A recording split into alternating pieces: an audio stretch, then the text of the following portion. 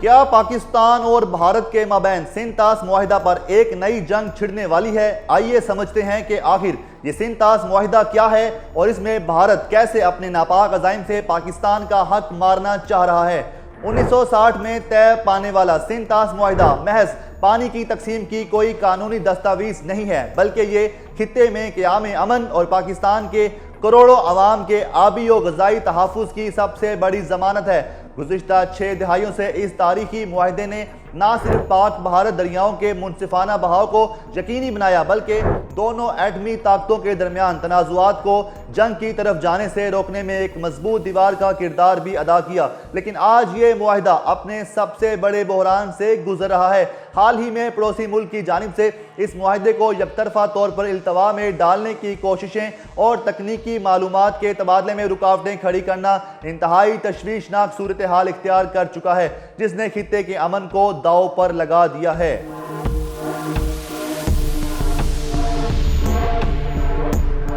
اگر ہم اس معاملے کے تاریخی پس منظر پر نظر ڈالیں تو یہ کہانی 1947 میں برصغیر کی تقسیم سے شروع ہوتی ہے۔ تقسیم سے پہلے دریائے سندھ کا پورا نظام ایک ہی مربوط آبپاشی نیٹ ورک کے طور پر کام کرتا تھا، مگر سرحد کھینچتے ہی یہ پورا بیسن دونوں ملکوں میں بٹ گیا۔ دریاؤں کے کنٹرول کے اہم مقامات یعنی ہیڈ ورکس بھارت کے حصے میں آئے، جبکہ نہریں پاکستان کے پاس چلے گئیں، جس سے شدید نوعیت کے آبی تنازعات نے جنم لیا۔ یہ خطرہ تب ایک بھیانک حقیقت بن گیا جب اپریل 1948 میں بھارت نے پاکستان جانے والی نہروں کا پانی عارضی طور پر روک دیا۔ پاکستان نے اپنی زراعت، معیشت اور ملکی بقا کو شدید خطرے میں پاتے ہوئے ایک مستقل حل تلاش کرنے کی کوششیں تیز کر دیں۔ اس تعطل کو توڑنے کے لیے 1951 میں امریکی ماہر ڈیوڈ لیتھن نے عالمی بینک کی ثالثی میں ایک مشترکہ نظام بنانے کی تجویز دی، جس کے بعد دونوں ملکوں کے انجینئرز اور عالمی بینک کی ٹیموں کے درمیان تقریباً ایک دہائی تک طویل مذاکرات کا سلسلہ چلتا رہا۔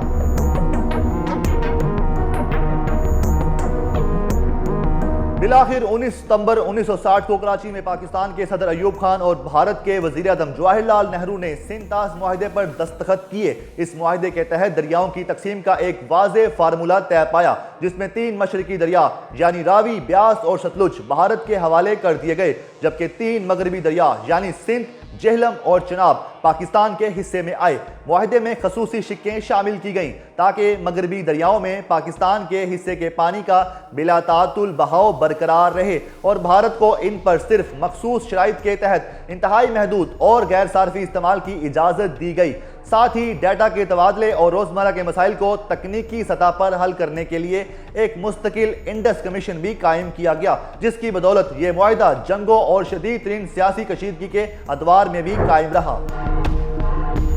مگر افسوس کہ آج صورتحال بدل چکی ہے اور بھارت اس تاریخی معاہدے کی کھلی خلاف ورزی کر رہا ہے۔ اسلام آباد میں منعقدہ حالیہ بین الاقوامی سیمینار میں سابق وفاقی وزیر خرم دستگیر نے چونکا دینے والے اعداد و شمار پیش کرتے ہوئے بتایا کہ بھارت 2025 سے سندھ طاس معاہدے کی مسلسل خلاف ورزی کر رہا ہے، جس کی وجہ سے اب تک 73 لاکھ پاکستانی براہ راست متاثر ہو چکے ہیں۔ پانی کو روک کر کسی ملک کو غذائی بحران کی طرف دھکیلنا ایک سنگین عالمی جرم ہے۔ سیمینار میں وفاقی وزیر مصدق ملک نے بھی اس نقطے کو واضح کیا کہ اصل مسئلہ پانی کی کمی یا زیادتی کا نہیں، بلکہ اسے کنٹرول کر کے بطور ہتھیار استعمال کرنے کا ہے، اور پانی کو ہتھیار بنانا روایتی جنگ سے بھی زیادہ خطرناک ہے۔ بلاول بھٹو زرداری نے بھی دنیا کو خبردار کیا کہ پانی صرف جغرافیائی نہیں بلکہ ہماری خوراک اور زندگی کا سوال ہے، جبکہ سابق وفاقی وزیر خارجہ ہینا ربانی کھر کا کہنا تھا کہ خود کو عالمی قوانین کا محافظ کہنے والا ملک آج خود عالمی قانون شکن بن چکا ہے، جو کہ بین الاقوامی نظام کے لیے ایک خطرناک مثال ہے۔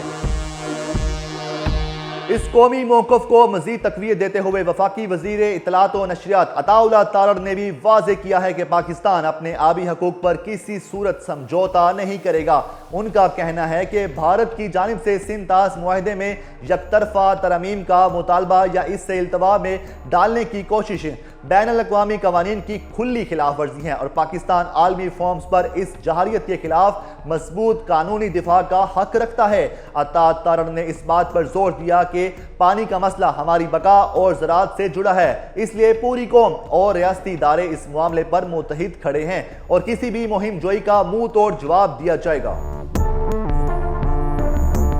اس سنگین صورتحال پر پاکستان نے اب اپنی آخری ریڈ لائن کھینچ دی ہے اور عالمی برادری کے سامنے اپنا مقدمہ مؤثر انداز میں پیش کر دیا ہے۔ وزیر اعظم محمد شہباز شریف نے اقوام متحدہ کی جنرل اسمبلی کے 80ویں اجلاس اور حال ہی میں پاکستان ملٹری اکیڈمی کاگول میں پاسنگ آؤٹ پریڈ سے خطاب کرتے ہوئے دو ٹوک اور واشگاف الفاظ میں واضح کیا ہے کہ پانی کی دستیابی کو ہر قیمت پر یقینی بنایا جائے گا۔ وزیر اعظم کا پیغام بالکل صاف تھا کہ سندھ طاس معاہدے کے تحت پاکستان کے حصے کے پانی کے بہاؤ کو روکنے، کم کرنے یا موڑنے کی کسی بھی کوشش کا بھرپور طاقت کے ساتھ جواب دیا جائے گا۔ حکومت پاکستان اپنے آبی وسائل اور عوام کے مستقبل کی حفاظت کے لیے پوری طرح پرعزم ہے اور اب یہ عالمی برادری کی ذمہ داری ہے کہ وہ پانی کو بطور ہتھیار استعمال کرنے کی ان خطرناک اور غیر قانونی کوششوں کا فوری نوٹس لے، اس سے پہلے کہ یہ تنازع پورے خطے کو کسی بڑی تباہی کی طرف دھکیل دے۔